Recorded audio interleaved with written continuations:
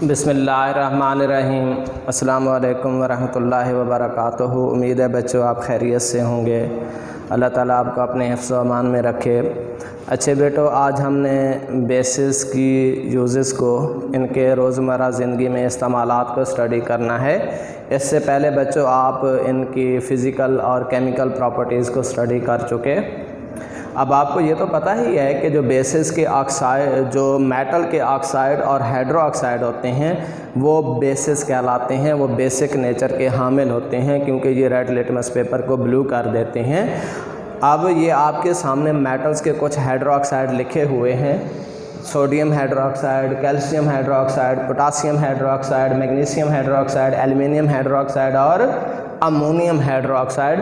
अब ये सारे बेटे क्या हैं? बेसिस हैं। इनकी रोज़मर्रा ज़िंदगी में इस्तेमालात को हमने स्टडी करना है। सबसे पहले है बेटे sodium hydroxide. Sodium hydroxide is used in the manufacturing of soap, यानी it is used in soap industry. साबुन साजी के अंदर हम इसे इस्तेमाल करते हैं। साबुन साजी में यूज़ होने वाला ये एक बेस है क्योंकि सोडियम हाइड्रोक्साइड को ही जब हम चर्बी के साथ या फैट के साथ रिएक्शन कराते हैं तो उस वक्त हमें सोप हासिल होता है और साथ ग्लिसरीन हासिल होती है। तो बहरहाल बेटे sodium hydroxide is used in the manufacturing of soap. साबुन की तैयारी के अंदर ये बेस इस्तेमाल होता है। इसके बाद है बेटे कैल्शियम हाइड्रोक्साइड। कैल्शियम हाइड्रोक्साइड का फार्मूला होता है CaOH2। मेरे अच्छे बेटो, CaOH2 is used for the manufacturing of bleaching powder. Bleaching powder का फार्मूला आपको शायद पता हो, CaClOCl होता है। अब ब्लीचिंग पाउडर को भी हम डेली लाइफ में रोज़ाना इस्तेमाल करते हैं। घरों में कपड़े धोने के लिए, मुख्तलिफ़ पर्पज़ के लिए इस्तेमाल होने वाला ये एक सॉल्ट है, ब्लीचिंग पाउडर के नाम से जिसे हम पुकारते हैं। तो बेटो calcium hydroxide is used for the manufacturing of bleaching powder. इसके अलावा मेरे बेटो it is used for softening the hard water. अगर पानी हार्ड है, ये भी इंशाल्लाह हम इसी बुक में वाटर वाले चैप्टर में स्टडी करेंगे कि अगर पानी के अंदर कैल्शियम और मैग्नीशियम के क्लोराइड, सल्फेट्स और बाइकार्बोनेट्स मौजूद हों तो ऐसा वाटर हार्ड वाटर कहलाता है, जो कि वॉशिंग पर्पज़ के लिए और पीने के लिए, ड्रिंकिंग पर्पज़ के लिए फिट नहीं होता है। इसलिए ऐसे हार्ड वाटर को सॉफ्ट करने के लिए भी कैल्शियम हाइड्रोक्साइड CaOH2 का इस्तेमाल हम करते हैं। इसके अलावा एसिड रेन की वजह से, अब आपको पता है बेटे हवा के अंदर सल्फ़र और कार्बन के ऑक्साइड और नाइट्रोजन के ऑक्साइड मौजूद होते हैं। अगर लंबे अरसे के लिए बारिश ना आए, 2-2 माह, 3-3 माह तक, तो इन कार्बन के ऑक्साइड, नाइट्रोजन के ऑक्साइड और सल्फ़र के ऑक्साइड की इंडस्ट्रियल एरियाज़ में स्पेशली कंसंट्रेशन काफ़ी ज़्यादा हो जाती है। इसलिए जब बारिशें आती हैं तो इनके सल्फ़र के ऑक्साइड, नाइट्रोजन के ऑक्साइड, कार्बन के ऑक्साइड को अपने अंदर जज़ब कर लेती हैं, जिनके नतीजे में sulphuric acid, nitric acid, nitrous acid, कार्बनिक एसिड, ये एसिड्स बन जाते हैं। ऐसी एसिड वाली रेन को हम एसिड रेन कहते हैं। जब ये ज़मीन पे आके गिरती है तो सॉइल की एसिडिटी भी बढ़ जाती है और ये पानी बहकर जब लेक्स वगैरह में, दरियाओं, नदी नालों में चला जाता है तो उनकी एसिडिटी में भी इजाफा हो जाता है।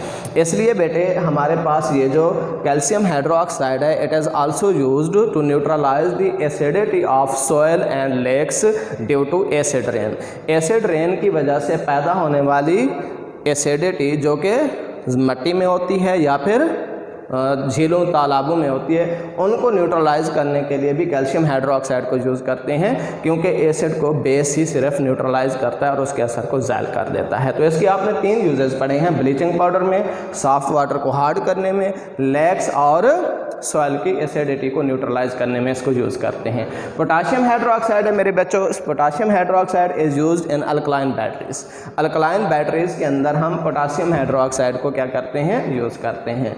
इसके बाद है मेरे अच्छे बेटो हमारे पास magnesium hydroxide. Magnesium hydroxide is used to neutralise the acidity of stomach.